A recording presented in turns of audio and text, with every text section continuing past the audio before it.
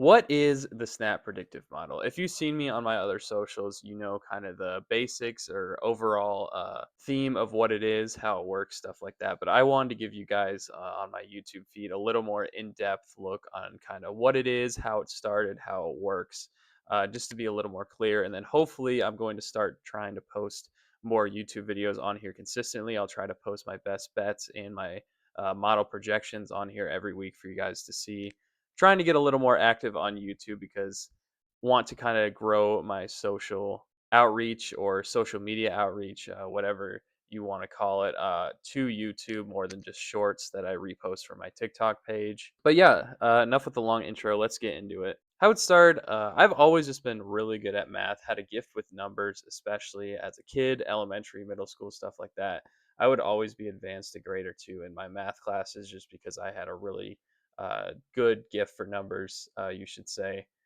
With that gift for numbers, I always loved looking at sports stats, percentages to win, odds to win conferences, player stats, team stats, anything you can think of, really. On top of that, my favorite sport growing up was always college football. My mom worked in college football, so I grew up around it, grew up around kind of the team atmosphere, whether it was going to games, being in team facilities, stuff like that. So college football always had my heart from an early age as well.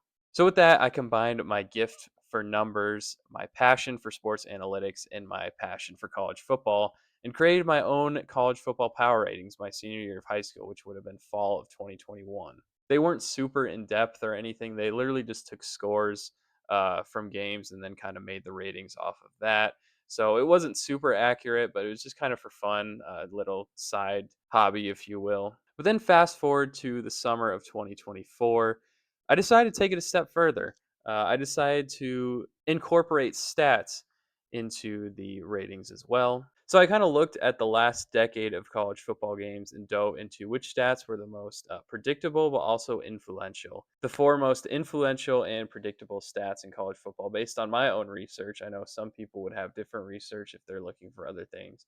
But what I found was the four most influential and predictable stats to be yards per pass, yards per rush, conversion percentage, and completion percentage. So that is your kind of four factors of winning college football games based on the research I did. So I incorporated those stats into my model last year, kind of put my previous model and kind of combined it with those stats and just kind of saw where it got me, see if the model got any accurate. And it sure did. It got way more accurate based on those statistics because those can be a lot more predictable than just scores in general. So that's when I realized that this could be more than just like a side hobby. I could actually put these out to the public or use them to bet on games myself, which I don't bet on games myself because I currently have a job in the Iowa State athletic department. But if I'm not working for a team or if I didn't work for a team, I would be using this to bet on games myself. So that's when I decided to actually put a point value to all these statistics. So this past summer of 2025, I went back to my research from the summer of 2024, kind of put all the stats in again and assigned each one a point value, and then added that into the actual formula that I used for my previous model. And so that kind of created the 2025 model that we see today. So then, using all those formulas and statistics and stuff like that, we get a team rating for every team, which you can find all the team ratings on my website, which is linked below in the description. But basically, every team has a rating. It can go into the positives, the negatives, stuff like that. Basically, how it works is, say Ohio State has a team rating of about 30, which I think they do right now. That means on an average day on a neutral field, Ohio State would beat an average college football team by about 30 points, according to my model. But then we can use these team ratings to kind of use a matchup formula that predicts score, chance of winning, chance of covering, over under chances, stuff like that. And that's where I get kind of my best bets and projections every week. Obviously, it's not going to be perfect. These are still humans, they're college kids playing a game. A lot of luck is involved. It doesn't factor in things like injuries, weather, travel, stuff like that. But it has proven to be pretty accurate in the last year and a half or so. So far, as I'm recording this, is about 55% correct on over unders and 53% correct on the spread so far this year. Usually gets more accurate as the season goes on because more data is inputted, stuff like that.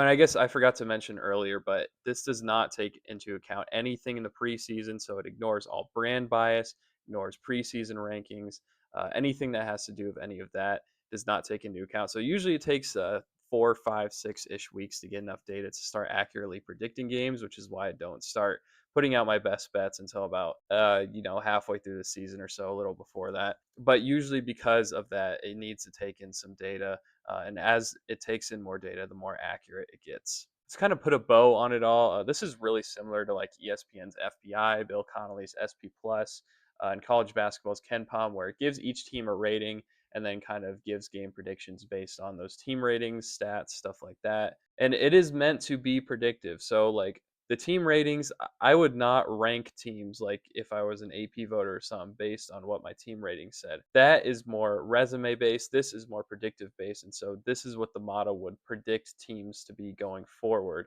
rather than ranking them based on what they've done in the past. Anyways, thank you guys all for watching this video. Make sure you like and subscribe if you're not already. Really appreciate all you guys who are helping me grow this brand. I hope to make this my full-time job one day, and you guys can make that happen by subscribing, liking, sharing all the content, stuff like that. Checking out my website. If you want an even deeper dive on what this model is, check out the pinned article on my website.